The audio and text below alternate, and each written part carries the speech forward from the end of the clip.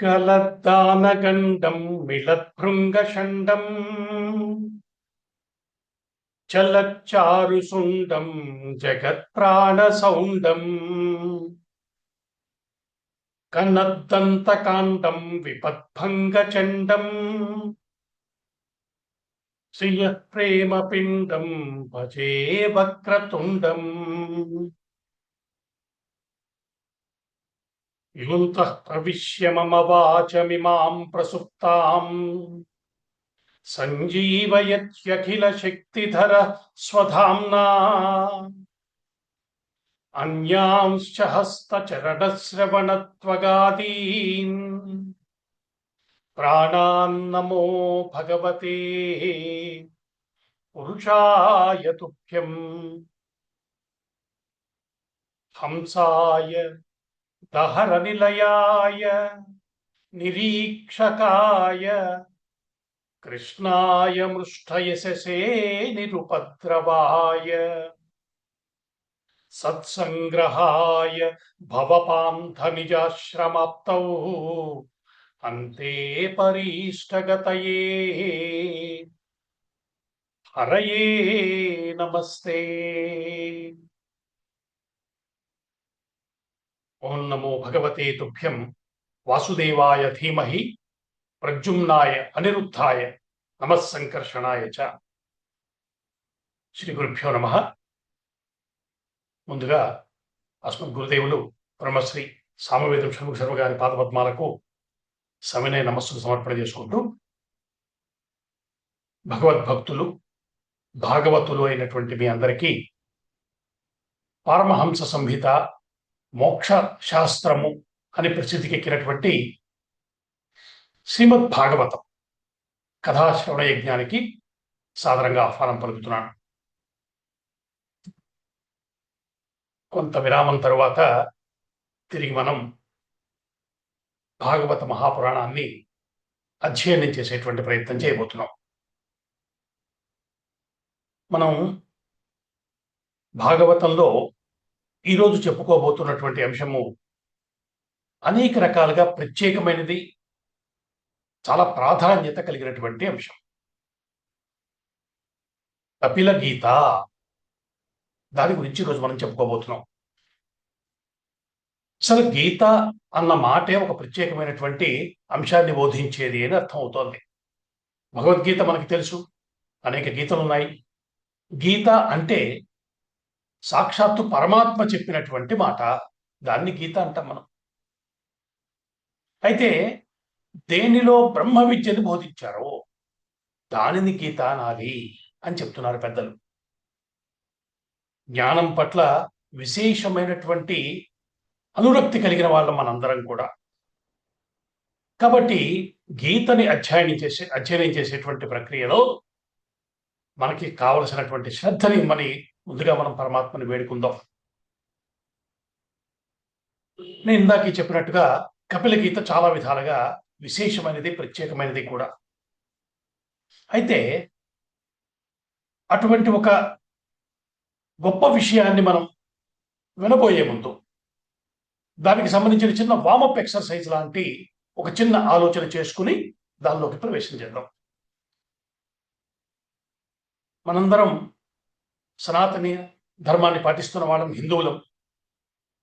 మనందరికీ ఈ జీవన విధానం పట్ల, సనాతన ధర్మం చెప్పినటువంటి అంశాల పట్ల చాలా నిష్ట ఉన్నది. దాన్ని పాటించే ప్రయత్నం మనకి చేతనైనంత, మనకి కుదిరినంతగా మనం చేసుకుంటూ వస్తున్నాం. ఇందులో ఇక్కడున్న ఎవరికి సందేహం లేదు. అయితే సనాతన ధర్మము అనేక విషయాల్ని బోధించింది. ఒక్కొక్కసారి మనకే అనిపిస్తుంది, ఇన్ని విషయాలు చెప్తే ఎట్లాగండి, ఇందులో ఏది చెప్తే అదే గొప్పది అంటున్నారు. కాబట్టి దీన్ని ఎలా అర్థం చేసుకోవాలి అన్నది ఒకవైపు ఆ సమస్య ఎప్పుడు ఉండనే ఉంది. ఇక రెండో వైపు, అసలు ప్రాథమికంగా మనం కొన్ని పనులు ఎందుకు చేస్తున్నాము అన్న విషయం ఆలోచన చేసుకోవాల్సి ఉంది. ఎందుకంటే మన సమస్తమైన వాంగ్మయము మనల్ని ఆలోచించమని చెప్తున్నాయి. ఆలోచనే తపస్సు, మనం చాలాసార్లు చెప్పుకున్నాం ఆ మాట. ఆలోచించమని చెప్తున్నాయి.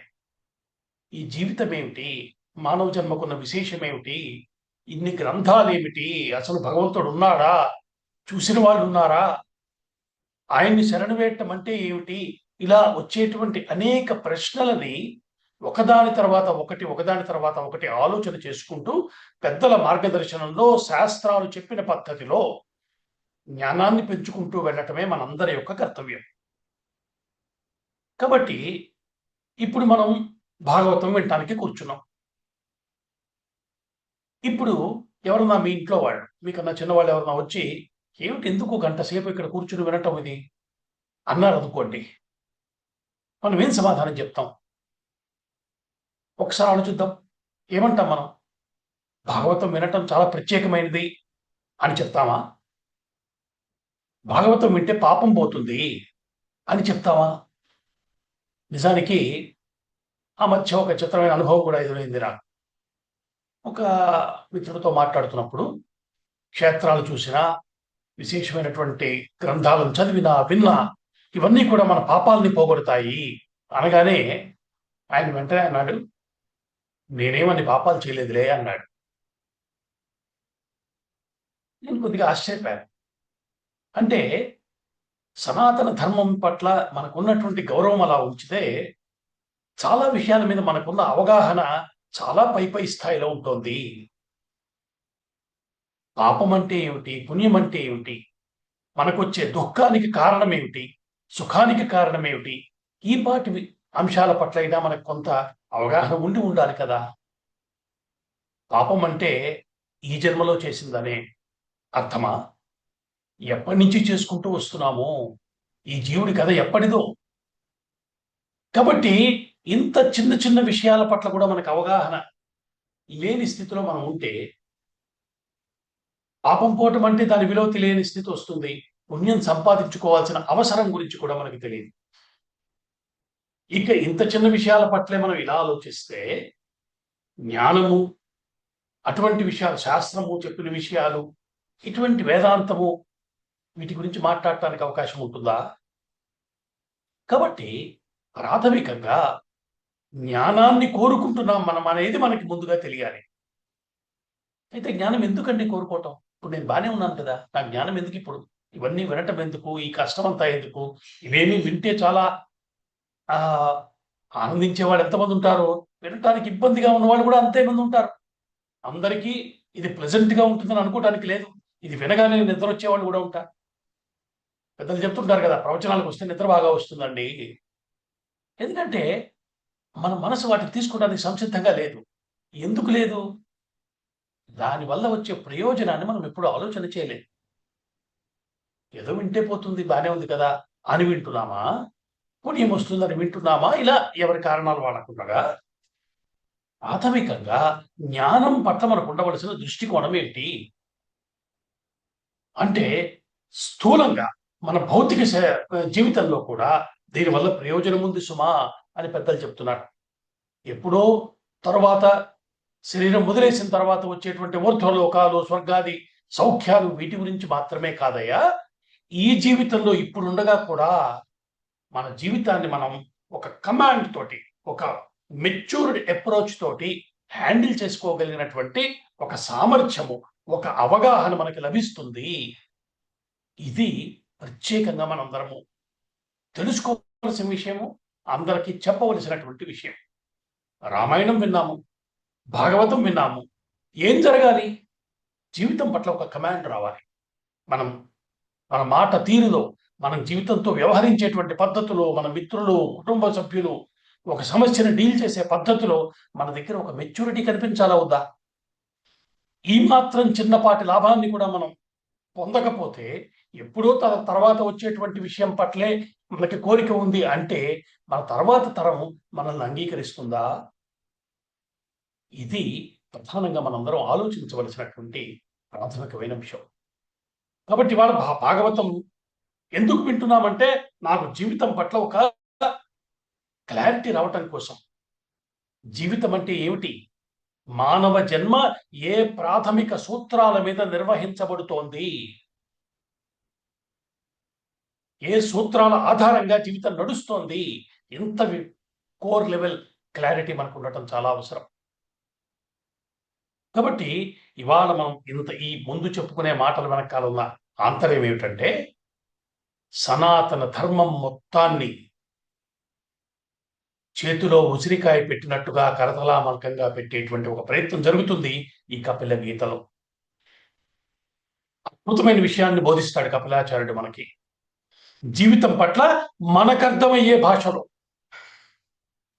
ఈనాటి కాలానికి అవసరమైనటువంటి తీరులో బోధించేటువంటి ప్రయత్నాన్ని చేస్తాడు కపిలాచార్యుడు. కాబట్టి ఎందుకు వింటున్నామో ముందు కనుక స్పష్టంగా నిశ్చయించుకుంటే, ఎందుకు వింటున్నాము అంటే జీవితం పట్ల మనకు ఒక అవగాహన పెరగాలి. ఎంతకాలమని సమస్య వచ్చినప్పుడు కొనారిల్లిపోయి, సౌఖ్యం వచ్చినప్పుడు సంతోషించి, ఎందుకు వస్తుందో తెలియక ఎప్పుడు వస్తుందో అనే బెంగతోటి ఇటువంటి జీవితం ఎందుకు? మనం హిందువులం, సనాతన ధర్మాన్ని పాటించే వాళ్ళం కాబట్టి జీవితం పట్ల ప్రాథమికమైన అవగాహన మనకి కావాలి. ఈ రకమైనటువంటి కోరికతో వినవలసినటువంటి అవసరం ఉన్నది. అటువంటి ఒక ప్రయత్నాన్ని ఈరోజు మనం కపిల గీత వినబోయే ముందు ఒక నిశ్చయాత్మక బుద్ధితో, స్పష్టంగా ఈ క్లారిటీతోటి నేను వింటున్నాను అనేటువంటి ఒక నిశ్చయాత్మకమైనటువంటి బుద్ధితోటి వినటం చాలా అవసరం. కాబట్టి ఈ 4 మాటలు చెప్పుకుని ఈరోజు మనం కథలోకి ప్రవేశిద్దాం. కొంత గ్యాప్ వచ్చిన మాట వాస్తవం, చాలా రోజులు అయిపోయింది. ఎక్కడాగే మనము అంటే కర్దమ ప్రజాపతి యొక్క కథ చెప్పుకుంటున్నాం. మీ అందరికి గుర్తొచ్చి ఉంటుంది. బ్రహ్మగారు సృష్టిని విస్తరించాలి అన్న కోరికతోటి ప్రజాపతుల్ని సృష్టించినప్పుడు కర్దముణ్ణి కూడా సృష్టించాడు. అతడిని, నాయనా నువ్వు సంసారంలోకి ప్రవేశించు, వివాహం చేసుకుని సృష్టిని విస్తరించే కార్యక్రమాన్ని చేపట్టు అని ఆజ్ఞాపించాడు. బ్రహ్మగారి ఆజ్ఞాది. విన్నాడు కర్దముడు. అయితే కర్దముడికి ఉన్నటువంటి వివేకం ఏమిటంటే, ఎప్పుడైతే బ్రహ్మగారి ఈ పని అప్పచెప్పారో అంగీకరించాడు. తరువాత ఆయన ముందుగా తపస్సు చెయ్యటం మొదలుపెట్టాడు. పరమాత్మ యొక్క దయతోనే ఏ కార్యాన్నైనా సాధించగలం. ఈ జ్ఞానం ఏదైతే ఉన్నదో ఇది భారతీయులకు ఉన్నటువంటి ప్రాథమికమైన అవగాహన, చాలా బేసిక్ అండర్స్టాండింగ్. అందుకే మనకి శ్లోకంలో చెప్తారు కదా, వాగీశాజ్యాత్సు మనసః సర్వార్థానాముపక్రమే యం నత్వా కృతకృత్యా స్యుః తం నమామి గజాననం. అంటే బ్రహ్మగారి నుంచి మొదలుపెట్టి సమస్త దేవతలందరూ ఏ కార్యాన్ని చేయాలనుకున్నా, దేన్ని ప్రారంభించినా, ఎవరిని ధ్యానించి విజయాన్ని పొందుతున్నారో అటువంటి పరమాత్మకి, అటువంటి గణపతికి నమస్కరిస్తున్నాను అని చెప్తున్నారు. కాబట్టి మీరు ఏ పని మొదలు పెట్టండి, చిన్నదో పెద్దదో, ఏ పనిలో అయినా మనం విజయాన్ని కోరుకునేగా మొదలు పెడతాము. నాకు అపజయం వచ్చినా పర్వాలేదనే ఆలోచన ఎవరికైనా ఉంటుందా? ఉండదు కదా. కాబట్టి ఏ పని ప్రారంభించదు, జీవితంలో ఏ కార్యాన్ని సాధించదలుచుకున్నా మొట్టమొదట చేయవలసింది పరమాత్మని ప్రార్థించడం, ఆయన్ని ఆశ్రయించాలి. కర్దమ ప్రజాపతి కథ కూడా అలాగే ప్రారంభమైంది. నిజానికి మనం వెనక్కి వెళ్ళి ఒక్కసారి విషయాన్ని గుర్తు చేసుకుంటే, ఈ వృత్తాంతం విదుర మైత్రేయ సంవాదంగా మనం భాగవతంలో చెప్పుకుంటున్నాం. మీకు గుర్తొచ్చుంటుంది. కృష్ణ నిర్యాణానంతరం ధృతరాష్ట్రుడు వాళ్ళందరూ కూడా పరమపదించిన తరువాత విదురుడు తీర్థయాత్రలకు బయలుదేరతాడు. మార్గ మధ్యంలో మైత్రేయ మహర్షి అక్కడ కృష్ణ కథను చెప్పటం విని ఆయన సమీపంలో కూర్చున్నాడు. అలా మైత్రేయ మహర్షి బోధించినటువంటి భాగవతాన్ని విదురుడు వింటున్నాడు అని శుకయోగీంద్రుడు చెప్తున్నాడు. ఇప్పుడు మీకు గుర్తొచ్చుంటుంది, ఇది మన సందర్భం. అలా మైత్రేయ మహర్షి కర్దమ ప్రజాపతి వృత్తాంతాన్ని వివరిస్తున్నాడు. నిజానికి ఈ కర్దమ ప్రజాపతి వృత్తాంతం సామాన్యమైంది కాదు. ఇందులో అనేక రమ్యమైనటువంటి అంశాలతో పాటు మనకు ఒక గొప్ప బోధ కూడా ఉంది. ఇందులో కొంత భాగం మనం గత వారం కిందసారి చెప్పుకున్నాం. కర్దమ ప్రజాపతి విష్ణువు కోసం చేసిన తపస్సు, ఆయన ప్రత్యక్షం అవటం, కర్దముడి యొక్క తపస్సుని శీలాన్ని చూసి సంతోషించినటువంటి నారాయణుడి కళ్ళ వెంట ఆనంద బాష్పాలు రావటం. సారీ.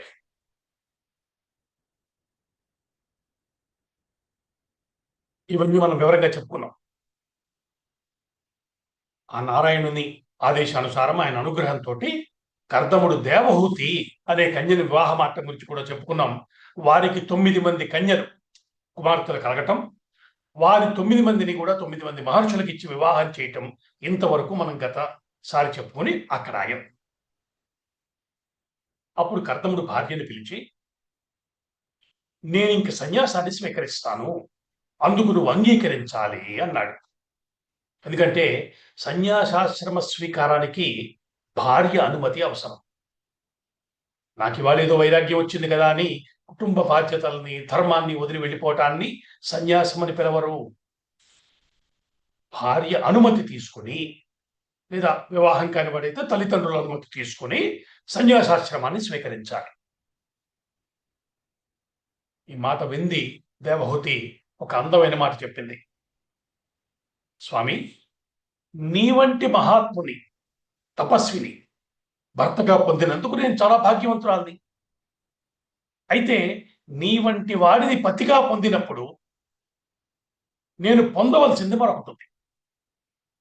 ఏమిటది? పరమాత్మకు సంబంధించిన జ్ఞానం.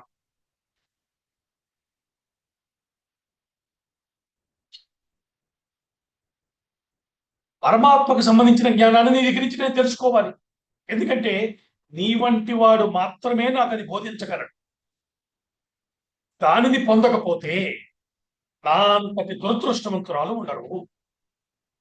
కాబట్టి నాకు పరమాత్మ తత్వజ్ఞానాన్ని ఉపదేశించాలి అని ప్రార్థించింది ఆ తల్లి భర్తని. ఆ మాటలు విని కర్దముడు సంతోషించాడు. ఎందుకంటే మనం గత వారం చెప్పుకున్నప్పుడు విష్ణువు తన కడుపున కొడుకుగా పుడతాడు అని నేను పుడతానని వరం ఇచ్చినటువంటి విషయం ఆయన గుర్తుంది. అయితే ఇప్పుడు ఆ వరం సార్థకం కావాలంటే తమ వద్ద ఒక మానసిక సంసిద్ధత ఉండాలి కదా. తమ కడుపును పుట్టబోయేవాడు సాక్షాత్తు శ్రీమన్నారాయణుడు. ఏ స్థితిలో తాముంటే అటువంటి నారాయణుని యొక్క జన్మకి అవకాశం ఇచ్చేటువంటి స్థితి ఉంటుందో అది తమ వద్ద ఉందా లేదా చూసుకుంటున్నాడు ఆయన. తన వద్ద వైరాగ్యం ఉందని ఆయనకి తెలుసు. అందుకే చెప్పాడు భార్యతోటి, సన్యాసం తీసుకుందాం అనుకుంటున్నాను, ఏదో ఊరికే పరీక్ష కోసం చెప్పింది కాదు, నిజంగానే ఆ వైరాగ్య స్థితిలో ఉన్నాడు ఆయన. అయితే భార్య యొక్క దృష్టికోణం ఏమిటి? అప్పటికే 9 మంది సంతానం ఉన్నారు, భోగాల్ని అనుభవించి ఉన్నది ఆ తల్లి. ఇంకా భోగ లాలసత్వం ఉందా?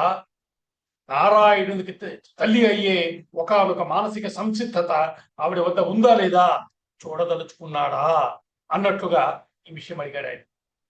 ఎప్పుడైతే భార్య తనని ఇలా చెప్పిందో, నాకు పరమాత్మ జ్ఞానాన్ని తెలుసుకోవాలనుందయ్యా, నీ వంటి వాడిని పతిగా పొందాక నాకు దాన్ని తెలుసుకోవటం అన్నది అవసరం అన్న విషయం అర్థమవుతోంది. ఈ మాట వినగానే తమ యోగ్యత పూర్ణమైందని ప్రకటిస్తోందని చెప్పి అర్థం చేసుకున్నాడు కర్దముడు. క్రమంగా వారికి ఒక శుభముహూర్తంలో పుత్ర సంతానం కలిగింది. ఆయనే మహానుభావుడైనటువంటి కపిలుడు. కపిలుడు మనం చెప్పుకున్నట్టుగా నారాయణుని యొక్క అవతారం, అంశావతారం.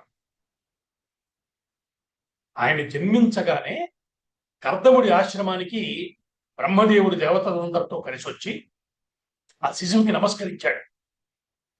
నమస్కరించి పక్కన ఉన్న తండ్రితో అంటున్నాడు, కర్దముడితో అంటున్నాడు, మహర్షి, నీ కడుపున జన్మించిన ఈ శిశుకున్నాడే సాక్షాత్తు నారాయణుడయ్యా, ఇతడు సిద్ధగణాలకు అధిపతి అవుతాడు, సాంఖ్య యోగానికి ప్రవక్తగా ఉండబోతున్నాడు, ఇతడికి కపిలుడు అని నామకరణం చెయ్యి అని చెప్పాడు. కపిలుడు అంటే గొప్ప తేజస్సు కలిగిన వాడు. దానికి సూర్య భగవానుని పేరులో ఒక పేరు కూడా కపిలుడు అన్నది. కాబట్టి కపిలుడు అంటేనే గొప్ప తేజస్సు కలిగిన వాడు. తేజస్సు అంటే జ్ఞానము. అందుకనే మనం కపిలుణ్ణి నారాయణుడి యొక్క జ్ఞానావతారం అని పిలుస్తాం. మనం ఇంతకు ముందు చెప్పుకున్నటువంటి వరాహావతారం ఉంది కదా, అది యజ్ఞావతారం అని చెప్పుకున్నాం. గుర్తుండే ఉంటుంది. ఇప్పుడు కపిలుడు జ్ఞానావతారం అని చెప్తున్నాడు. అంటే ఈ కపిల మహర్షిని స్మరించిన, ధ్యానించిన, ఆయన కథ చెప్పుకున్న జ్ఞానం లభిస్తుందని భాగవతం చెప్తోంది. అది ఒక విశేషమైనటువంటి అంశం. ఇక్కడ పెద్దలు ఒక రమ్యమైనటువంటి విషయాన్ని చెప్తారు. భగవంతుని యొక్క అవతారాలు 2 రకాలుగా ఉంటాయట. ధర్మావతారాలు, జ్ఞానావతారాలు ఇలా చూడమని చెప్పారు. ధర్మావతారాలంటే అధర్మాన్ని నిగ్రహించి ధర్మాన్ని ప్రతిష్ఠించడానికి వచ్చినటువంటి అవతారాలు. అలాగే అజ్ఞానాన్ని పోగొట్టి జ్ఞానాన్ని బోధించడానికి వచ్చినవి జ్ఞానావతారాలు. వీరిని మనం ఆచార్య అవతారాలు కూడా అంటూ ఉంటాం. కపిలాచార్యుడు, అలాగే నరనారాయణుడు, దత్తావతారము, ఇవన్నీ కూడా ఆచార్య రూపాల్లో వచ్చినటువంటి విష్ణుమూర్తి యొక్క అవతారాలు. ఇంకా రాముడు, కృష్ణుడు, నరసింహావతారము, పృథు చక్రవర్తి, వీరందరూ కూడా ధర్మ అవతారాలు. అంటే అధర్మాన్ని నిగ్రహించి ధర్మాన్ని కాపాడడానికి వచ్చాడు. అయితే ఇలా 2 రకాలుగా చెప్పాం కదా అని ధర్మావతారాల్లో జ్ఞానం కనిపించదు, జ్ఞానావతారంలో ధర్మం ఉండదు అనుకోకూడదు. ధర్మాన్ని ప్రధానంగా ప్రతిష్ఠిస్తూ లోపల జ్ఞాన ప్రకాశం కలిగి ఉంటే ధర్మావతారం. జ్ఞానాన్ని బోధించే జ్ఞానావతారంలో కూడా ధర్మాన్ని అనుష్ఠించడం కనబడుతుంది. ఆ ధర్మలోపం ఏమీ ఉండదు. కాబట్టి ఈ రెండింటినీ విడిగా చెప్పటం కేవలం ఒక అవగాహన కోసమే మాత్రమే తప్ప ప్రధానంగా ధర్మమే జ్ఞానము, జ్ఞానమే పరమాత్మ స్వరూపము. ఈ క్లారిటీ మనందరికీ ఉండాలి. రాముడు ధర్మావతారం అని చెప్పాం కాబట్టి జ్ఞానావతారం కాదా? అలాగే కృష్ణుడు కూడా అద్భుతమైనటువంటి జ్ఞానబోధ చేశాడు. కృష్ణం వందే జగద్గురు అంటున్నాం కదా, అంటే ఆచార్య అవతారం అనే కదా.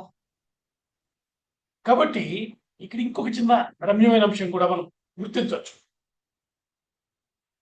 మహావిష్ణువు ధర్మావతారంగా వచ్చినప్పుడు, అంటే అధర్మాన్ని నిగ్రహించటానికి వచ్చినప్పుడు చాలాసార్లు క్షత్రియ రూపంలో మహారాజుగా వచ్చాడు. అంటే ఆయన కర్తవ్యం అది. అలాగే జ్ఞానబోధ కోసం వచ్చినటువంటి అవతారాలను మీరు గమనిస్తే దానికి తగ్గ వేషధారణతో వచ్చాడు. ఇప్పుడు కపిలాచార్యుడు, మనకి వామన అవతారం, ఇవన్నీ చూస్తే తెలుస్తాయి. కాబట్టి జ్ఞానము ధర్మము 2 కలిపి నడిపితే అది పరమాత్మ యొక్క అవతారం. ఈ అవగాహన కూడా మనకి స్పష్టంగా ఉండాలి. కాబట్టి క్రమంగా కొంతకాలం గడిచింది. కర్దమ ప్రజాపతి సంతానమైన కపిల మహర్షి క్రమంగా పెద్దవాడయ్యాడు. తండ్రి కొడుకు దగ్గరికి వెళ్ళాడు. కొడుకు ఎవరో తెలిసిన వాడు. నమస్కరించాడు. స్వామి, నీ అనుగ్రహం చేత నేను బ్రహ్మగారి ఆజ్ఞని పాలించగలిగాను. అందుకోసమే ఆయన సృష్టించాడు. సంసారాన్ని విస్తరించమని చెప్పాడు. శక్తి మేరకు చేయగలిగాడు. ఇక నీ దయ వల్ల నేను శ్రేయస్సుని పొందాలని కోరుకుంటున్నాను. సన్యాస మార్గంలో నా మనస్సు ప్రవృత్తి చెందుతోంది. కాబట్టి నువ్వు అనుమతిస్తే నేను ఆశ్రమం వైపు వెళ్తాను అని ప్రార్థించాడు. కపిలాచార్యుడు సంతోషించాడు. తండ్రి గారికి ఏ బోధ చేయాలో ఆ అవసరమైనటువంటి బోధ చేసి ఆయన్ని సన్యాస మార్గంలో వెళ్ళటానికి ప్రోత్సహించాడు కపిలాచార్యుడు. వెంటనే భార్య దగ్గరికి వెళ్ళాడు కర్దముడు. ఆమె అనుజ్ఞ కూడా తీసుకున్నాడు.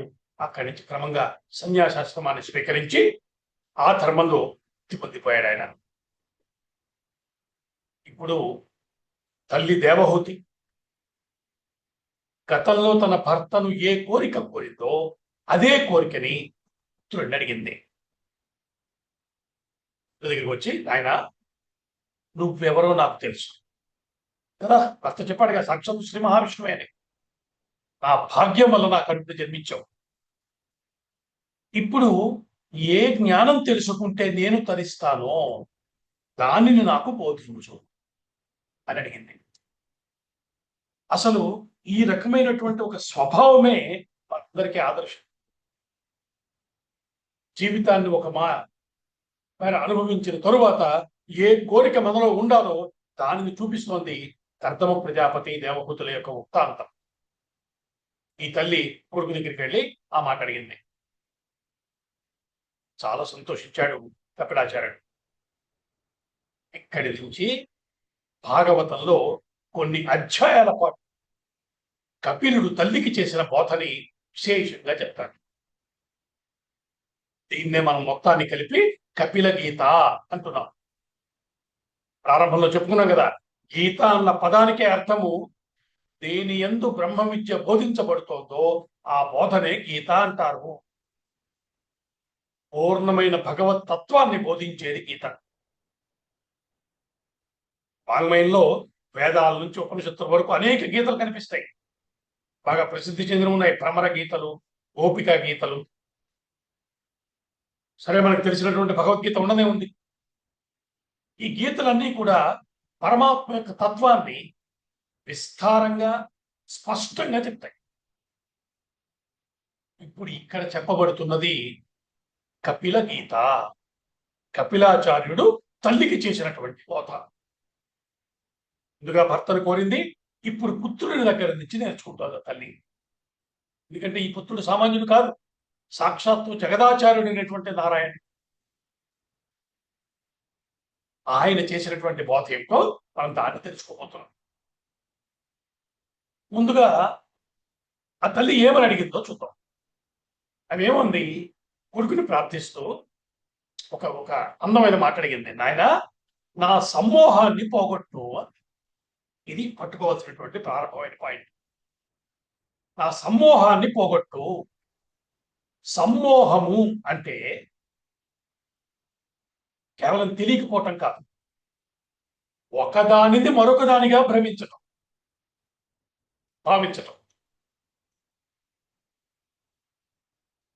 ఈ దేహాన్ని నేను అనుకోవటం, ఇది అన్నిటికన్నా పెద్ద భ్రమ అని పెద్దలు చెప్తున్నారు కదా. ఈ దేహమే నేను అనుకోవటమే భ్రమ. నేను అనుకున్న వెంటనే నాది అన్న భావం వస్తుంది. నేను నాది అని భావించి వాటి పట్ల ఒక రాగము, దాంతో పాటు వచ్చే ద్వేషము, ఇదే కదా అజ్ఞానం అంటే. ఈ విషయం మనం మొదటి నుంచి చెప్పుకుంటూ వస్తాం. భాగవతం 8 భాగాలు విన్నాక ఈ మాత్రం జ్ఞానం మన అందరికీ వచ్చింది. శరీరమే నేను అనుకోవటము. ఈ శరీరంలో ఉన్న జీవుడు ఇప్పుడు ఈ శరీరంలో ఉన్నాడు, ఈ ఉపాధిలో ఉన్నాడు. ఈ శరీరాన్ని మనం ఉపాధి అంటాం. ఇంతకు ముందు ఎన్ని జన్మలు ఎత్తాము, ఎన్ని ఉపాధులు తీసుకున్నామో, ఈ జన్మలో ఇప్పుడు ఈ శరీరంలో ఉన్నారు. ఇప్పుడు ఒక తండ్రి, ఇప్పుడు ఒక తల్లి, ఇప్పుడు ఒక కుటుంబము, ఒక ఉద్యోగము, వ్యాపారము, ఇవన్నీ ఈ జన్మకి సంబంధించినవి. దీని తరువాత మళ్ళీ జన్మలు ఉన్నాయి. ఈ విషయం అంతా స్పష్టంగా మనం గతంలోనే అనుకున్నాము. కాబట్టి నేను, నాది అన్న ఈ రెండు భావాలు ఏర్పరచుకోవటం వల్ల వచ్చేది రాగము, ద్వేషము, దానివల్ల వచ్చేది అజ్ఞానము. ఇది స్పష్టంగా ఉంది. అయితే దేవహూతి కొడుకుతో ఒక చిత్రమైనటువంటి మాట ఉంది. స్వామి, నాకు ఈ అజ్ఞానం ఉందే నీ వల్లే కలిగింది. నీ వల్ల కలిగింది. అదేమిటి నీ వల్ల కలిగింది ఎలా అంది అంటే, ఉన్నవాడు తన కొడుకు కాదుగా, అక్కడ ఉన్నవాడు సాక్షాత్తు శ్రీ మహావిష్ణువు. విష్ణువు యొక్క మాయ వల్ల ఈ జగత్తు మొత్తము మనకి నాది, నేను అనేటువంటి భావాల్ని కలిగిస్తోంది. పరమాత్మ మాయ వల్ల ఈ సృష్టి నిజమని, ఇందులోని అనుభవాలు సుఖ దుఃఖాలని కలిగిస్తున్నాయని అనిపించటమే ఆయన మాయ. దీనిని దాటటం అంత సులభం కాదు, జీవుల వల్ల కాదు. భగవద్గీతలో ఆ మాయను చెప్పాడు కదా, స్వామి కేవలం నీ దయ వల్ల మాత్రమే సాధ్యమవుతుంది. ఆయన చెప్తున్నాడు, దైవీ శేషాగుణమయి మమ మాయా దురత్యయ మామేవ ఏ ప్రపంచంతే మాయామేతాం తరంతితే. ఇది మనందరం వినదే, భగవద్గీతలో చెప్పాడు. ఈ మాయ మొత్తం నేనే సృష్టించారయ్యా, నువ్వు దాటలేవు, నన్ను శరణు వేడు, నేను దాటిస్తాను. ఇది ఆయన ప్రామిస్. కాబట్టి ఇక్కడ కపిలాచార్యుడు ఆ విషయాన్ని మనకి చెప్తున్నాడు. చాలా చక్కటి రమ్యమైనటువంటి బోధ. కొద్దిగా శ్రద్ధగా విన్నట్టయితే ఏది తెలుసుకోవాలో మనందరం, ఏ విషయం పట్ల మనందరికీ కోరిక కలగాలో ఆ విషయాన్ని చక్కగా సులభమైన భాషలో చెప్పేటువంటిదే కపిల గీత. దాన్ని మనం అందిన మేరకు చెప్పుకునేటువంటి ప్రయత్నం చేయబోతుంది. మొదలు పెడుతున్నాడు కపిలాచార్యుడు. ఆయన అంటాడు, అమ్మా, లోకంలో ఎన్నో విద్యలు ఉన్నాయి, అన్ని గొప్పవే. ప్రతి విద్య పరమాత్మ నుంచే వచ్చిందని నమ్ముతున్నాం మనందరం, సత్యమది. కానీ ఏ విద్య పూర్ణమైన పరమాత్మ తత్వాన్ని చెప్తుందో అదే అన్నిటికన్నా ఉత్కృష్టమైనటువంటి విద్య. దానిని అధ్యాత్మ విద్య అంటున్నాం. అధ్యాత్మ విద్య అన్ని విద్యల కన్నా గొప్పది. అందులో తత్వజ్ఞానం ఉంటుంది. సామాన్యంగా మనకి దేహ జ్ఞానం ఉంటుంది, ప్రపంచ జ్ఞానం ఉంటుంది కదా. మనకి మన గురించి, మన శరీరము, దీని వ్యవహారము ఇదంతా తెలుసు, ప్రపంచానికి సంబంధించిన విషయాలన్నీ తెలుసు. కానీ ఈ దేహానికి, ఈ ప్రపంచానికి కారణమైనటువంటి వాడు ఒకడున్నాడు, పరమాత్మ. ఆయనకి సంబంధించిన జ్ఞానం ఏమిటి? అది తెలుసుకుంటే తప్ప ఈ పుట్టటము, చావటము, మళ్ళీ ఇంకో జన్మ తీసుకోవటము, ఈ సమస్యల నుంచి బయటపడము. కాబట్టి అధ్యాత్మ విద్యయే అన్ని విద్యలలోకి గొప్పది. మనం కూడా ఒప్పుకుంటాం కదా ఇంతవరకు. ఆయన చెప్తున్నాడు, ఏ శక్తి, ఏ పరమాత్మ నీలో ఉండి నిన్ను నడిపిస్తోందో ఆ శక్తే ప్రపంచమంతా వ్యాపించింది, ఈ జగత్తు మొత్తాన్ని నడిపిస్తోంది. ఏది సృష్టి మొత్తాన్ని నడిపిస్తోందో, సూర్యుడు రావటానికి, రాత్రి అవటానికి, భూమి తిరగటానికి కారణంగా ఉందో ఆ శక్తే వ్యక్తిగా ఉన్న నీలో కూడా ఉంది. అది ఎక్కడో బయట లేదు, ఈ లోపల ఉండి నిన్ను నడిపిస్తోంది. దానిని తెలుసుకోవటం పేరే తత్వజ్ఞానము. క్లియర్గానే ఉంది కదా. కాబట్టి మనుషులందరికీ కావలసినవి రెండే ఉంటాయి అని మొదలుపెట్టాడు ఆయన. ఇది కొంచెం జాగ్రత్తగా అర్థం చేసుకుందాం. ఏమంటున్నాడు?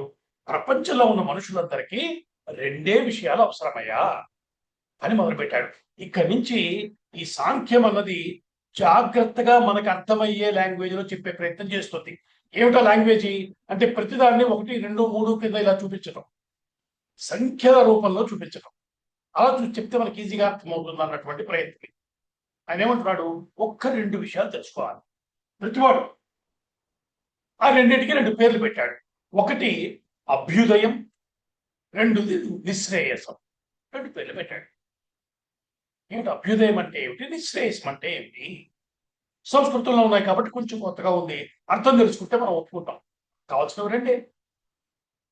అభ్యుదయం అంటే ఈ జీవితంలో ఇలా బతికుండగా మనం సుఖంగా ఉండటం. ఇది మనందరికి కావాలి కదండి, ఇది అక్కర్లేదు ఎవరికి. ఈ జీవితంలో సుఖంగా ఉండటము, ఇక్కడి నుంచి వెళ్ళిపోయిన తర్వాత ఈ జీవితం నుంచి పైకి వెళ్ళిపోయాక ఉత్తమ లోకాలకు వెళ్ళటము.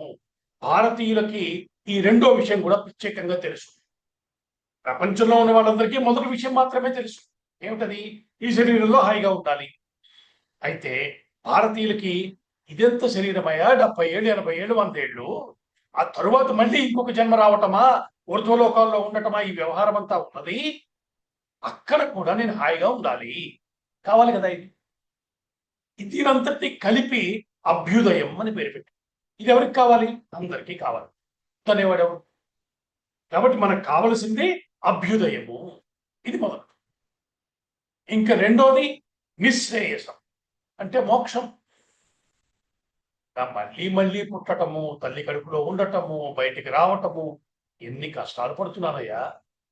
చాలు, ఇంకా ప్రతి దాంట్లో సుఖం ఉందనుకుంటాను, చాలా కష్టపడి సంపాదించుకుంటాను. ఒక్కొక్క విషయం సంపాదించుకోవటానికి ఎంత శ్రమ పడుతున్నామండి, ఒకసారి ఆలోచించి చూడండి మీరు. జీవితంలో ఇల్లు కట్టుకోవాలి, ఏదో మంచి కుటుంబం కావాలి, ఏదో చిన్నపాటి సంపద ఉండాలి. ఇవన్నీ సులభంగా చెప్పాం కానీ సులభంగా అమిరాయా?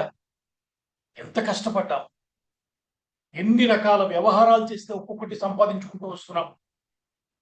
అయితే ఎంత కష్టపడింది ఉంటుందా? అమ్మయ్య ఇంక పర్వాలేదు అనేటట్టుగా ఉందా? అలా లేదు. ఇల్లు కొనుక్కున్నాను కానీ అప్పుడే 15 ఏళ్ళు అయిందండి, ఇంకా రిపేర్లకు వస్తుంది అంటున్నాను కదా. కారు పాతదైపోయింది మళ్ళీ కొత్తది కొనాలి అంటున్నాగా. కుటుంబంలో ఏవో సమస్యలు వస్తున్నాయిగా. అంటే నానా కష్టాలు పడి సంపాదించుకుంటున్నాను. నిలబెట్టుకోవటానికి మళ్ళీ చాలా ప్రయత్నం చేసుకోవాల్సి వస్తుంది. ఏం కష్టమయ్యా ఈ జీవితం అంతా ఇలా గడుస్తోంది. ఇంకా చాలు స్వామి, మళ్ళీ పుట్టేలా చెయ్యకు అనవద్దా? ఆ విసిగిపోయే ఒక స్థితి అదృష్టవంతుడికి ఎప్పుడో వస్తుంది. చాలు స్వామి, ఇంకా మళ్ళీ నన్ను ఇలాంటి ప్రయత్నాలు చేసుకునే బయట పెట్టకు, నన్ను దీని నుంచి బయట పెట్టేయి. ఆ కోరిక పేరు నిశ్రేయస్, మోక్షం. కాబట్టి మనకు కావాల్సిన రెండే తెలిపాయి, అభ్యుదయము, నిశ్రేయస్. మనందరికీ ప్రాథమికంగా అభ్యుదయమే, మళ్ళీ ప్రస్తుతానికి అదే ముఖ్యం. చూద్దాం, నిశ్రేయసం మళ్ళీ కాస్త ఆలోచిద్దాం. మెల్లగా చిత్తశుద్ధి కలిగి నిశ్రేయసాన్ని కోరుకునే స్థితి పరమాత్మ ఇస్తాడని చెప్పాడు. కాబట్టి ముందుగా ప్రాథమికంగా ఏమనుకుంటాం, మన లక్ష్యం ఏమిటంటే ఈ లోకంలో నాకు సుఖాలు కావాలి అంటే, ఇందాక చెప్పుకున్నట్టుగా సరైన సంతానం ఉండాలి, మంచి కుటుంబము, వారి క్షేమము, ఏదో సంపదలు, ఇవన్నీ కావాలి అంటే మనం అభ్యుదయ మార్గంలో ఉన్నట్టు లెక్క. ఇప్పుడు అభ్యుదయం కావాలి తెలిపేది. ఇప్పుడు ఇది పొందాలంటే ఏం చెయ్యాలి, ఎలా జీవించాలో తెలియాలి కదా.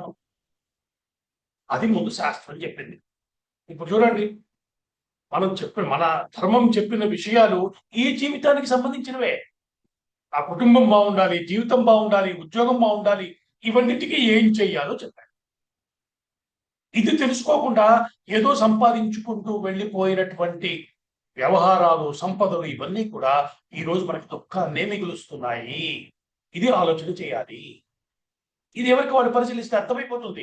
ఈ జీవితంలో ఎంత సుఖం ఉంది, ఎంత భయం ఉన్నది, గతానికి సంబంధించిన బెంగ, భవిష్యత్తుకు సంబంధించినటువంటి బెంగ, ఈ రెండు ఉంటున్నాయి.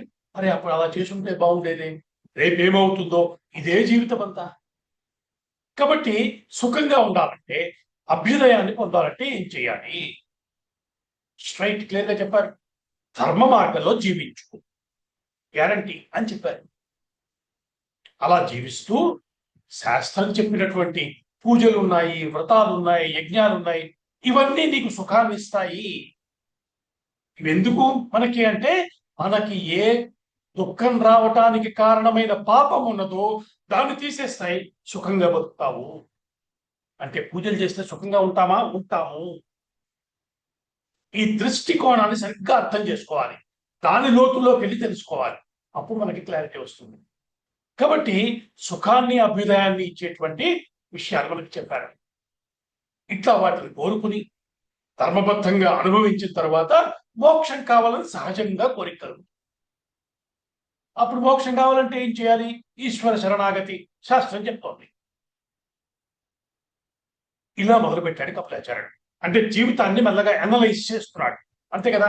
మానవ జీవితాన్ని అనలైజ్ చేసి చూపిస్తున్నాడు. మనందరము ఏది కోరుకుంటామో ఫస్ట్ చెప్పాడు. ఇక్కడ ఒక రమ్యమైనటువంటి విషయం ఉంది. ఏమిటంటే, కపిలుడు ఈ మాటలు ఇవన్నీ చెప్తూ తన కపిల గీత అని మనం చెప్తున్న దాన్ని మొద చేస్తూ ఏమంటాడంటే, నా అభిప్రాయంలో నేనేమనుకుంటున్నానంటే, ఇలా మొదలుపెట్టాడు. ఇది ఒక అద్భుతమైన విషయం అండి. భారతీయుల యొక్క ఆలోచన రీతి, మన సంస్కృతి అది. నేను చెప్పిందే ఫైనల్, దీన్ని మించి మరొక మాట లేదు. అలా అన్నలా ఎవరు? సాక్షాత్తు నారాయణుడు. మనతో అలా వాదించటంలా, మనల్ని ఒప్పిస్తూ, నడిపిస్తూ, చెయ్యిచ్చి ముందుకు నడిపించే పద్ధతే మన అన్ని శాస్త్రాలలో కనబడుతుంది. ఆ పద్ధతిలో దాన్ని అర్థం చేసుకునే ప్రయత్నం చేస్తే ఎంత లొంగి, ఎంత దిగి వచ్చేసిందో శాస్త్రం తెలుస్తుంది మనకి. అవునా? అవునా అండి? మరి అయితే నాకు ఇవన్నీ వినటం ఎందుకంత కష్టంగా ఉంది? మీరేమో చాలా ఈజీ అంటున్నారు, అంత దిగొచ్చాయి అంటున్నారు. వినటానికి చాలా కష్టంగా ఉందే, ఇప్పటికే హెవీ అయిపోయింది నాకు అనిపిస్తుంది కదా. ఎందుకంటే మనం దాన్ని కావాలని కోరుకోవటం లేదు. మనసులో ఎక్కడో ఇది అక్కర్లేదు అనుకుంటుంది, కాబట్టి కష్టంగా ఉంది. ఎందుకంటే జీవితంలో మనం కావాలనుకున్న దాన్ని ఎలా పొందాలో మనకి సహజంగా తెలుస్తోంది కదా. మనకు కావాల్సినవన్నీ ఎలా సంపాదించుకోవాలో తెలిసిపోతుందిగా. అయితే ఈ ఆత్మజ్ఞానం లేదా పరమాత్మ జ్ఞానం తెలుసుకుంటే మాత్రమే జీవితంలో కష్టాలను నిండించి దాటుతాం. కాబట్టి మిగతా పనులన్నీ ఆపి ఇది ఒక్కసారి తెలుసుకుంటే, జాగ్రత్తగా మనసుకు పట్టించుకుంటే, మనకు ఎదురుకుండా ఆచార్యుడు కూర్చొని చెప్తున్నాడు కపిలుడు. ఆయనకి దండం పెట్టుకుని ఆయన చెప్పినవి జాగ్రత్తగా వింటే క్లారిటీ వస్తుంది. ఈ క్లారిటీతో లైఫ్ హ్యాండిల్ చేసుకోవాలి. ఏమంటున్నాడు ఆయన? మానవ జీవితంలో ఉన్నవి రెండేనయ్యా. ఒకటి బంధము, రెండోది మోక్షము. అంటే నేను నాది అనుకుంటూ వాటి కోసమే జీవితాన్ని ఖర్చు పెట్టుకోవటము. మోక్షం అంటే ఏది నేను కాదో తెలుసుకుని దాని నుంచి బయటపడటము. అంటే మొత్తాన్ని సింప్లిఫై చేసి రెండే చెప్పాడు. నీ సమస్య అంతా రెండే విషయాల మీద ఉందాయా. నేను నాది అనుకుంటూ కొన్నింటిని పోగేసుకుంటున్నావు. ఇవి నావి అనుకున్నప్పుడు ఇవి నావి కావని కొంతమందిని దూరం పెడుతున్నావు. రాగము, ద్వేషము, ఇదే మొత్తం నీ వ్యవహారం అంతా ఇదే. సింపుల్ గా చెప్పాడు. అర్థం చేసుకోవడానికి ఈజీగానే ఉంది కదా. కాబట్టి ఈ నేను నాది అన్న విషయాన్ని సరిగ్గా అర్థం చేసుకోవడము అంటే అసలు నేను నాది అనుకుంటున్నది నాది కాదు, వీడు నావాడు కాదు, వీడు నా శత్రువు, వీడేనా, ఇదంతా దేంతో చేస్తున్నాను అంటే దీని మొత్తానికి కారణం నీ మనస్సు అని చెప్పారు. చూడండి, నేను ఒక వ్యక్తిని నావాడు కాదు అనుకున్నంత కాలం దూరం పెట్టాను.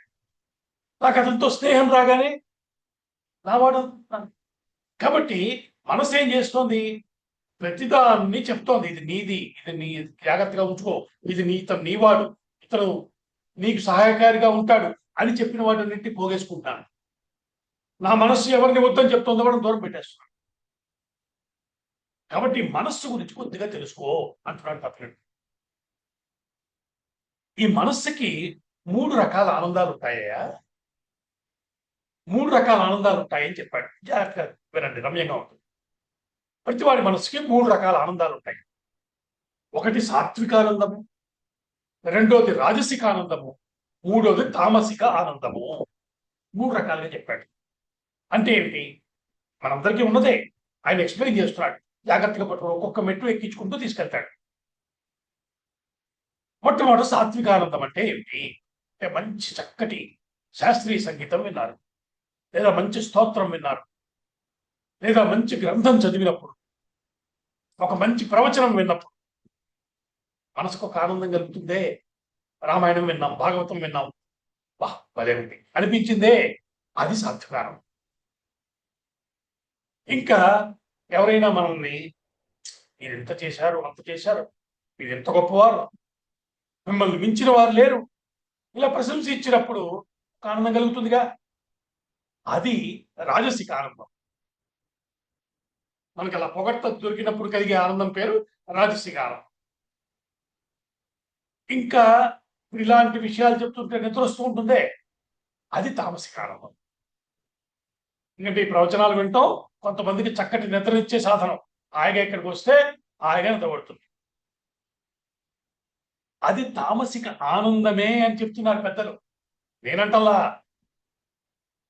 ఎందుకంటే మీరు చూడండి, మీకు బద్ధకంగా ఉంది, నిద్ర వచ్చేది, హాయిగా పడుకుందాం అనిపిస్తూ ఉంటుంది, ఓ పని చేయాల్సి వచ్చింది.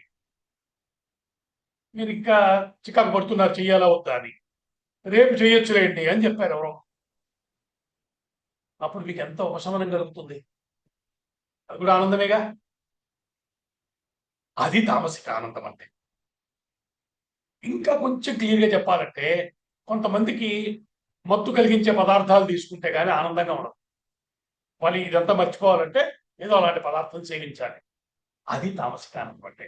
ఇప్పుడు చూసారా, మన మనస్సుకి 3 రకాల ఆనందాలు ఉంటాయి. ఈ 3 రకాల ఆనందాలతో కలిసి ఉండటం, వాటిని అనుభవించటమే బంధం అని చెప్పారు. ఈ 3 ఆనందాలని దాటేస్తే మోక్షము. ఈ 3 ఆనందాలతో కలిసి ఇది ఏదో ఒక ఆనందాన్ని కోరుకుంటూ ఉంటే బంధము.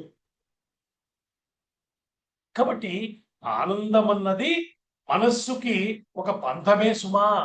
అది కావాలి, దానికోసం ప్రయత్నం చేస్తున్నావు చూసావా.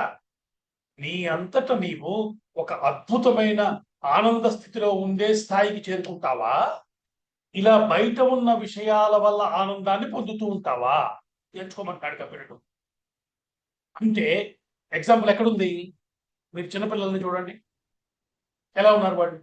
ఇప్పుడు ఆనందంగా ఉన్నారు, హాయిగా ఆడుకుంటున్నారు. వాళ్ళని ఆనందంగా ఉండకుండా మనం చెయ్యాలి, మనల్ని ఆనందంగా ఉండేలా చెయ్యాలి. తేడా వచ్చేసింది. చిన్న వయసులో ఉండగా ఎంత ఆనందంగా ఉన్నాము, ఇవాళ పెరిగిన కొద్దీ, జ్ఞానం వచ్చిన కొద్దీ ఎక్కువ ఆనందం దక్కాలిగా. అది పోయి వాళ్ళ ఆనందంగా ఉండాలంటే ఏదైనా బయట నుంచి సాధనం కావాలి. ఏదన్నా పొందటము, దొరకటము ఏదో జరిగితే గానీ ఆనందంగా ఉన్నాం మనం. కాబట్టి ఇలా బయట విషయాల మీద ఆధారపడ్డ ఆనందం వద్దయ్యా నాకు. ఇది ఎక్కువ కాలం ఉండదు. వీటిని వదిలిపెట్టేసేసి బయటికి వచ్చేసే ఒక స్థితి నాకివ్వు అని అడుగు అని చెప్తున్నాడు కపిలుడు. ఎలా వస్తుందని మరి నాకు? ఎలా సాధించుకుంటాను? అన్నిటికన్నా ఈజీ మార్గం చెప్పనా అన్నాడు. అదేగా మనకు కావాలి. పెద్ద పెద్ద కష్టాలు ఎలా పడలేంగా మనం. ఎలా వస్తుంది అది నాకు అంటే, భగవంతుడి మీద భక్తి అనేది ఉందయా, అది పెంచు. సామాన్యమైన విషయం కాదు. ప్రపంచం వైపు తిరిగితే బంధము, పరమాత్మ వైపు తిరిగితే మోక్షము. ఎంత సింపుల్ గా చెప్పాడు. వేదాంత విద్యని ఎంత సులభంగా చెప్తున్నాడు చూశాడు కదా. అది గురువు అంటే ఆచార్యుడి యొక్క లక్షణం. అది గురువు అదే చేస్తాడు. ప్రేమతో, దయతో సులభంగా చెప్పే ప్రయత్నం చేస్తాడు. ఏం లేదయా, భగవంతుడి జీవితంలో కలుపుకో. ఆయన గురించి వింటూ ఉండు, ఆయన్ని స్తుతిస్తూ ఉండు. నీ జీవితంలోకి పరమాత్మ భగవంతుడు వచ్చిన కొద్దీ, భగవంతుడి మీద భక్తి పెరిగిన కొద్దీ ఆనందం పెరుగుతూ ఉంటుంది. మనం చాలా ప్రశ్నలు వేస్తాం, దీని మీద రెడీగానే ఉన్నాడు ఆయన, చెప్తాడు.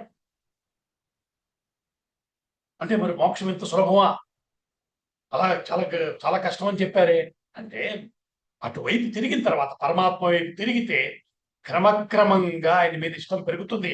ఆయనే లాక్కుంటాడు నిన్ను. ఎలాంటి స్థితికి వెళ్తాడంటే, వింటుంటే మనసు పరవశించిపోతుంది. పరమాత్మ గురించి వింటుంటే రమించిపోతూ ఉంటాడు.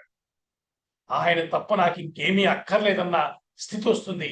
అది మోక్షానికి దిక్కిన మార్గం, షార్టెస్ట్ రూట్ అది. కాబట్టి ఇది నాకు కావాలి, అటువంటి ఆనందం కావాలి నాకు. అయితే ఇప్పుడు ఏమి మనకి 2 విషయాలు క్లారిటీ వస్తే ఇది ఈజీ అవుతుంది మనకి అని చెప్తున్నాడు. మళ్ళీ 2 విషయాలట. ఏమిటి? ఒకటి, అసలు ఈ ప్రపంచం గురించి తెలియాలి, పరమాత్మ గురించి తెలియాలి. పైన ఉన్న పరమాత్మ ఎవరో తెలియాలి, ఈ ప్రపంచం యొక్క లక్షణం ఏంటో తెలియాలి. ఎందుకు? ఈ 2 తెలిస్తేనే కదా దేన్ని పట్టుకోవాలో దేన్ని వదిలేయాలో తెలుస్తుంది. మనం ఇంతసేపు ప్రపంచాన్నే పట్టుకున్నాం, ఇది కావాలి అది కావాలి అంటున్నాం, పరమాత్మను వదిలేశాం. పంచం అంటే ఏమిటో, దాని లక్షణం ఏంటో తెలిసిపోయింది అనుకోండి, ఎందుకు వదిలిపెట్టేయాలో మీకు తెలిసిపోతుంది. పరమాత్మ గురించి తెలుసుకున్నాం అనుకోండి, ఎందుకు పట్టుకోవాలో తెలుసుకోండి. సింపుల్. ఇలా చెప్పుకుంటూ వస్తున్నాడు. మరి ఎట్లాగండి ఈ ప్రపంచం గురించి తెలుసుకోవడం అనేది పెద్ద జ్ఞానం ఇది. సరే, పరమాత్మ అన్న సబ్జెక్ట్ చెప్పలేకల్లా చాలా కష్టం ఇది అంటే, నేను కొన్ని సూత్రాలు చెప్తానయ్యా, ఈజీగా మనసులో పెట్టు. క్రమక్రమంగా మెట్లెక్కేస్తాం. తిరుపతి కొండ, తిరుమల పైకి చేరాలి, ఒక్కొక్క మెట్టు ఎక్కుతూ వెళ్ళిపోతే ఏమైంది, పైకి చేరిపోయాంగా. అలా చెప్తా నీకు. ఇది కపిలాచార్యుడు చేస్తున్నటువంటి బోధ. ఇప్పుడు కొన్ని చిన్న చిన్న మెట్లు చెప్తున్నాడు, జాగ్రత్తగా వెళ్ళి పట్టుకుందాం. మొట్టమొదటి మెట్టు అన్నాడు, నాయన అసలు నీ జీవితంలో సత్సంగాన్ని పెట్టుకో. మొట్టమొదటి అడ్వైజ్ అది. కపిలుడు మనకి ఇస్తున్న మొదటి అడ్వైజ్ ఏంటి? సత్సంగాన్ని పట్టుకో. ఈ ప్రపంచంలో ఉన్న విషయాల మీద, ఈ సంసారం పట్ల నాకున్న బంధాన్ని వదులుకోలేకపోతున్నాము అన్నాం అనుకోండి, అంటే సంఘము అంటే అటాచ్మెంట్. ఒకదాని తర్వాత ఒకటి, ఇది కావాలి అది కావాలి అనిపిస్తుందయ్యా, ఇంత ప్రపంచం మొత్తాన్ని వదలటం అంత ఈజీ కాదు నాకు అంటే, ఆ సంఘం వదలటం నీ కష్టమని నాకు తెలుసు. కాబట్టి సంఘం తప్పనిసరి, కాబట్టి దేంతో దాంతో నువ్వు అటాచ్ అవుతూ ఉంటుంది, మనసుగా లక్షణం ఉంది. ఏం చేస్తావంటే ఈ సంఘాన్ని, ఈ అటాచ్మెంట్ ని సత్సంగంగా మార్చుకో అని చెప్పాడు. అంటే సత్పురుషులతో స్నేహం చెయ్యి, అక్కడ మొదలుపెట్టి. ఇది మొట్టమొదటి అడ్వైస్. సింపుల్ గా మొదలుపెట్టేచ్చు కదండి. సత్పురుషులతో మన స్నేహాన్ని కొద్ది కొద్దిగా ప్రారంభం చేయటం. అయితే సత్పురుషులు అంటే ఎవరు అంటే, ఎవరైతే జీవితం గురించి అవగాహన కలిగి పరమాత్మ వైపు దృష్టిని మళ్లించే ప్రయత్నం చేస్తూ ఉంటారో వాళ్ళతో నీకు స్నేహం ఉందనుకో, నీకు కూడా అటువంటి లక్షణాలే అలవాటు అవుతాయి.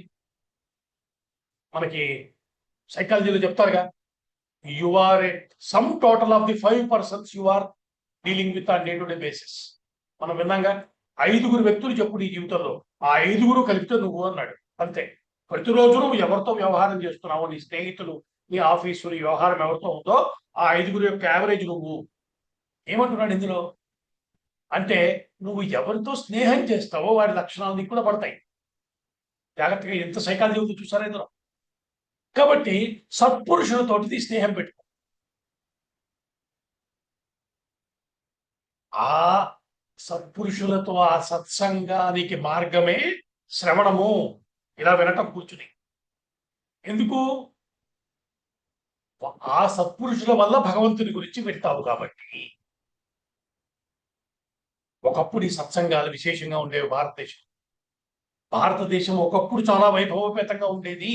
అంటే ఇటువంటి సత్సంగాల వల్ల.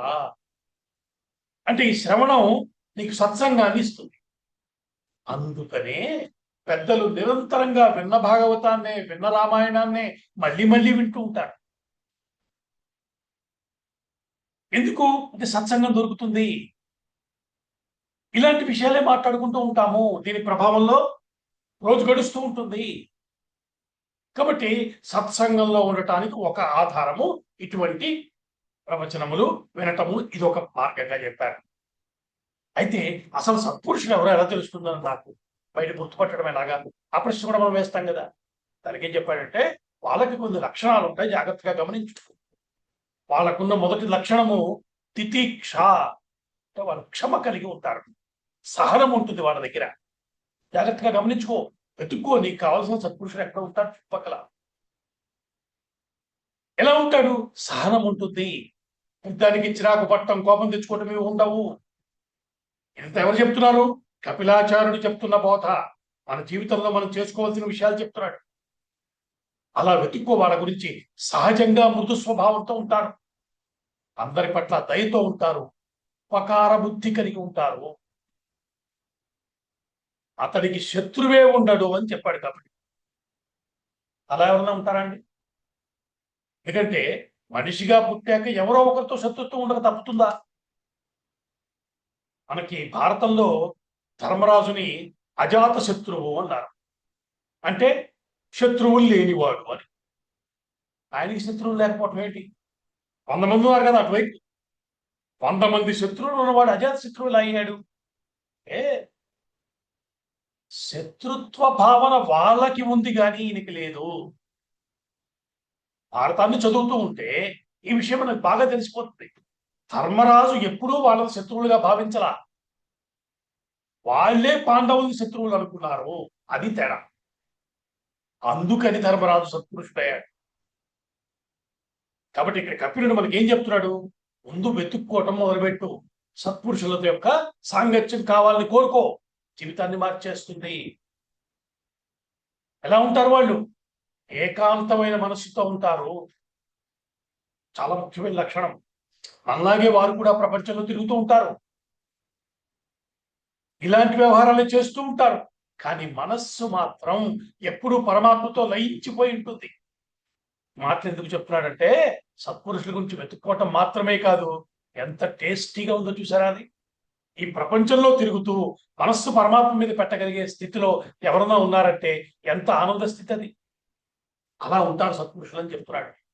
ఈ ప్రాపంచిక విషయాలకి అంటకుండా ఉంటారు. పరమాత్మ మీద దృఢమైన భక్తి కలిగి ఉంటారు. భగవంతుడి విషయాల పట్ల, భగవద్ విషయాల పట్ల ఆసక్తి కలిగి ఉంటారు. వాటిని వింటూ ఉంటారు, చెప్తూ ఉంటారు. ఇలాంటి వాళ్ళని వెతుక్కో. వాటితో అనుబంధం ఏర్పరచుకో. నిజానికి ఇక్కడ సత్సంగం అన్నాడు కానీ ప్రసంగం అనాలని చెప్తున్నారు పెద్దలు. ప్రసంగం అంటే లెక్చర్ కాదు. ఇప్పుడు నేను చెప్తున్నది ప్రసంగం అలా కాదు, ప్రార్థనలో చెప్పరా. సంఘం అంటే కాంటాక్ట్, చెప్పుకున్నాం కదా, అటాచ్మెంట్. ప్రసంగం అంటే బలమైనటువంటి అటాచ్మెంట్. మనకు జీవితంలో అనేక మందితో అటాచ్మెంట్స్ ఉంటాయి. లౌకిక వ్యవహారాల కోసం తప్పదు. కానీ ఎంతవరకు అవసరమో అంతవరకే. గాఢమైనటువంటి సంబంధం మనం సెలెక్టివ్ గా సత్పురుషులతో పెట్టుకోవాలి. ఈ రహస్యాన్ని చెప్తున్నాడు. కాబట్టి ప్రపంచం గురించి పరమాత్మ గురించి తెలుసుకోవాలి కదా నువ్వు మొదలుపెట్టావు. తెలుసుకోవటానికి ఈ పద్ధతులు జాగ్రత్తగా చేసుకుంటూ వెళ్ళు. మొట్టమొదటి సత్సంగం డెవలప్ చేసుకో. ఇప్పుడు మరి ప్రపంచంలో తిరిగే వాళ్ళు అలా తిరుగుతూ నేనైతే వృద్ధాంతోనే అటాచ్ అయిపోతున్నాను, అక్కర్లేని విషయాలన్నీ తలకెత్తుకుంటున్నానే, వాళ్ళు అలా ఎలా ఉండగలుగుతున్నారు? వాళ్ళకున్న నాలెడ్జ్ ఏంటి, వాళ్ళకున్న అడ్వాంటేజ్ ఏంటి, నాకు లేనిది ఏమిటి? ఇది కదా మనం అడగాలి. మంచి ప్రశ్న అడిగావయ్యా అన్నాడు కపిలుడు. కరెక్ట్గా అడిగావు. ఇప్పుడు చెప్తున్నా విను. ప్రపంచం అంటే ఏమిటో వాళ్ళకు క్లారిటీ ఉంది. ఎలా ప్రపంచాన్ని చూడాలో స్పష్టంగా పెట్టుకున్నారు వాళ్ళు. నీకు మామూలు ప్రపంచంగా నువ్వు చూస్తున్నది ఇది కారు, అది ఇల్లు, ఇది సంపద, ఇది కావాలి నాకు అని నువ్వు అలా చూస్తున్నావే. ఈ ప్రపంచాన్ని సత్పురుషులు అలా చూడటం లేదు. మరి ఎలా చూస్తున్నారు వాళ్ళు అని చెప్తున్నాడు. ఇక్కడి నుంచి సాంఖ్యం అంటే ఏమిటో మొదలవుతుంది.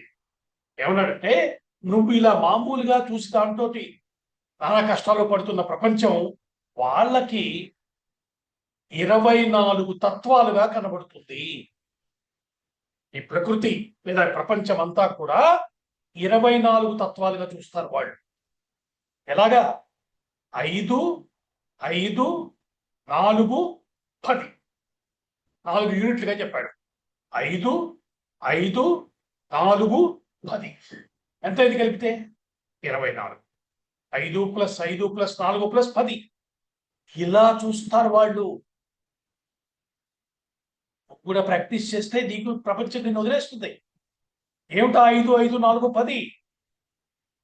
5 అంటే పంచభూతములు. ఏమిటవి? భూమి, నీరు, అగ్ని, వాయువు, ఆకాశము.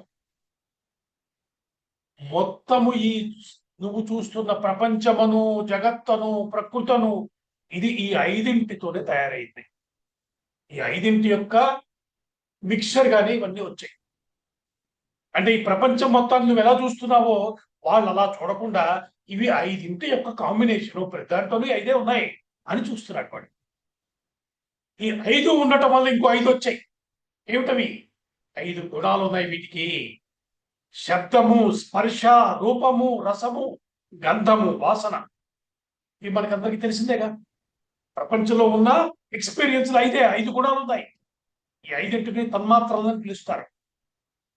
అంటే 5 భూతాలు, వాటికి ఉన్నటువంటి 5 తన్మాత్రలు ఎన్నయ్యాయి? 5 + 5 10 అయిపోయాయి. ఇదంతా బయట ఉంది. ఈ 5 బయట ఉన్నాయి. దేన్ని చూసినా వాళ్ళు అలాగే చూస్తున్నారు. ఇవి 5, ఈ 5కి 5 లక్షణాలు ఉన్నాయని చూస్తాడు దేన్ని చూసినా.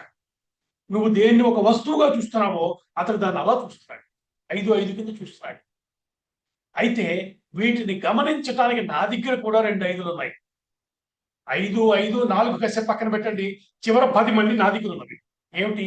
నాకున్నటువంటి జ్ఞానేంద్రియాలు, కర్మేంద్రియాలు. నాకు శరీరం ఉంది అంటున్నాను కానీ ఈ శరీరంలో చూసేవి, తినేవి, వినేవి ఇలా చెప్తున్నా ప్రతి అనుభవాన్ని తీసుకొచ్చి నాకు అందిస్తూనే ఉన్నాయిగా. 10 జ్ఞానేంద్రియాలు, 10 ఇంద్రియాలు ఉన్నాయి నాకు. ఇవి మనకు తెలిసినమే. 5 జ్ఞానేంద్రియాలు, 5 కర్మేంద్రియాలు మనకు ఉన్నాయి, శరీరంలో ఉన్నాయి. ఎన్నయ్యాయి ఇప్పుడు? బయట ఉన్నవి 10, నాకున్నవి 10. ఈ 20 యొక్క కాంబినేషన్ గా ప్రపంచాన్ని చూడు. ఒక చిన్న ప్రాక్టీస్ మొదలుపెట్టు. సత్పురుషులు, సత్సంగం అన్నవే వాళ్ళు ఇలాగే చూస్తున్నారు. అలా చూడటం వల్ల చాలా లాభం పొందుతున్నాడు. నువ్వు కూడా పొందొచ్చు. అయితే మరి ఇంకో 4 మిగిలాయి కదా. ఇక్కడికి వస్తున్నాను. ప్రపంచమంతా తయారైన మెటీరియల్ ఏమిటి? ఇందాక నేను చెప్పిన బయట ఉన్న 10 గుడిసెలు. గుడిసెలకు అంటాం కదా మనం. ఈ సృష్టి మొత్తం ఆ మెటీరియల్తో తయారైంది. ఏ కాంబినేషన్లో ఎలా తయారైందో తెలుసుకోవటం ఒకటి. ఈ ఈ 20 కాకుండా కొత్తది అసలు ప్రపంచంలోనే లేదని చెప్పాడు. కాబట్టి ఇక మిగిలింది ఏంటి? ఈ 20గా ఉన్న ప్రపంచము నేను తీసేస్తే ఇప్పుడు లోపలికి వెళ్తే నా లోపల ఒక్క 4 ఉన్నాయి. లోపల ఉన్నాయి కాబట్టి వాటి అంతఃకరణము. అంతఃకరణం అంటే లోపల ఉండేది. ఏమున్నాయి లోపల? ఈ అంతఃకరణంలో 4 పార్ట్లు ఉన్నాయని చెప్పాడు. ఈ మనస్సు ఉంది, నీ బుద్ధి ఉంది, నీ అహంకారం ఉంది, నీ చిత్తం ఉంది. 4 ఉన్నాయి ఇక్కడ అని చెప్పాడు. నీ మనస్సు, నీ బుద్ధి, నీ అహంకారము, చిత్తం. ఈ 4 ఏమిటేమిటి చేస్తాయో ఫంక్షన్స్ మనం తెలుసుకోవాలి కదా. దాకా అవన్నీ మనకు ఉన్నాయి. నీకు బుద్ధి ఉందా అంటే బుద్ధి లేదు ఎవరు అందరగా. మనస్సు ఉందని తెలిసిపోతూనే ఉంది. అహంకారం అంటే ఏమిటి, ఈ చిత్తం అంటే ఏమిటి, ఇవి కూడా మనం తెలుసుకోవాలి కదా. కాబట్టి ఇవాళ కపిలాచార్యుడు మనకి చేస్తున్న సాయం ఏంటంటే ఈ ప్రపంచం అంతా ఏమిటో ఒకసారి మనకి ఎక్స్ప్లెయిన్ చేసేస్తున్నాడు. ఇక పైనుంచి ఇది విన్నాక మనం కపిల గీత వినటం పూర్తయ్యాక మన దృష్టికోణం మారిపోతుంది. దేనిని ఎలా చూడాలో మనకి తెలుస్తుంది, దేన్ని ఎలా అనుభవించాలో తెలుస్తుంది, దేని వెనకాల ఉన్న తత్వం ఏమిటో రహస్యాలు మనకు తెలిసిపోతాయి. అది బయట ఉన్న వస్తువులకు సంబంధించిన రహస్యాలు అయితే లోపల నాలో ఉన్న మనస్సు ఏం చేస్తోంది, బుద్ధి ఏం చేస్తోంది, అహంకారం ఏం చేస్తోంది, చిత్తం ఏమి చేస్తోంది, ఇది తెలిసిపోతే ఒకసారి వాటికి సంబంధించిన జ్ఞానం మనకి దొరికేస్తే వాటిని ఎలా హ్యాండిల్ చేయాలో మనం చూసుకోగలం కదండి. మనకు తెలివి ఉంది కదా. ఎప్పుడైతే వీటిని హ్యాండిల్ చేయగలిగిన ఒక స్థితి మనకు వచ్చేస్తుందో చాలా భాగం జీవితం లొంగిపోయినట్టే. కాబట్టి కపిలాచార్యుడు మనకి చేస్తున్న సాయాన్ని కనుక మనం గమనించినట్లయితే ఈ రూపంలో చేస్తున్న అద్భుతమైన బోధం ఉన్నది. జాగ్రత్తగా ఆయన చెయ్యి పట్టుకుని ఎక్కుతూ వెళ్ళిపోయామా ప్రపంచాన్ని ఎలా డీల్ చేయాలో తెలిసిపోతుంది. ప్రపంచాన్ని డీల్ చేయటం అంటే మనం డీల్ చేసుకోవటమే. చివరికి ఆ రహస్యానికి వస్తాడు. ఇందాక చెప్పినట్టు సత్పురుషులు ఎలా తిరుగుతున్నారో ఈ ప్రపంచంలో దేనికి అంటకుండా హాయిగా ఎలా ఉన్నారో నేను కూడా అలా ఉండొచ్చు. ఎంత బాగుంది. అటువంటి ఒక స్థితిని పొందటం ఎలాగో ఈ రహస్యాలన్నీ కపిల గీతలో ఇంకా చెప్పబోతున్నాడు. రమ్యమైనటువంటి అంశాలు. అయితే ఇది వినటానికి కొంచెం కష్టంగా అనిపిస్తుంది. కానీ ఏ జ్ఞానము మనని ఆనందంగా ఉంచుతుందో దాన్ని జాగ్రత్తగా తెచ్చుకోవాల్సిన బాధ్యత మన మీద ఉంది కదా. కాబట్టి శ్రమ అనుకోకుండా మనసుకు దీన్ని అలవాటు చేస్తే ఈ జ్ఞానం ఒకసారి రుచి మరిగామా జీవితం పట్ల ఒక మంచి బ్యాలెన్స్ వస్తుంది. అప్పుడు జీవించే తీరే మారిపోతుంది. అటువంటి అద్భుతమైనటువంటి బోధ కపిల గీతలో చేయబోతున్నాడు. దానికి సంబంధించినటువంటి మిగతా విషయాలు ఈ 4 యొక్క రహస్యం ఏమిటి, మనస్సును ఎలా డీల్ చేయాలి, బుద్ధిని ఏం చేయాలి, చిత్తం ఏమిటి, అహంకారం ఏమిటి, వాటితో పాటుగా ఇంకా కొన్ని రహస్యాలు ఏ ప్రాక్టీసెస్ చేస్తే మనకంతా టు డూ లిస్ట్ ఇవ్వాలి కదా. డూస్ అండ్ డోంట్స్ చెప్పాలి కదా మనకి. ఇది కదా మోడర్న్ కల్చర్. మీరు ఓ యూట్యూబ్ వీడియో చూస్తే పొద్దున్న లేస్తే ఇవి చెయ్యండి, ఇవి చెయ్యకండి, బాగుంది, లక్షల వ్యూస్ వస్తున్నాయి. ఇప్పుడు మనకు కావాల్సిన వేదాంతం మొత్తాన్ని కపిలాచార్యుడు అలా చెప్పేస్తున్నాడు. అటువంటి అద్భుతమైన ఉపదేశం కపిల గీతలో మనకు కనబడిపోతుంది. దాన్ని మనం చెప్పుకునే ప్రయత్నం వచ్చే వారం చేద్దాం. అంతవరకు మంగళాశాసన పరై మదాచార్య పురోగమై సర్వైశ్య పూర్వైరాచార్యై సత్కృతాయాస్తు మంగళం. స్వస్తి. నమస్కారం.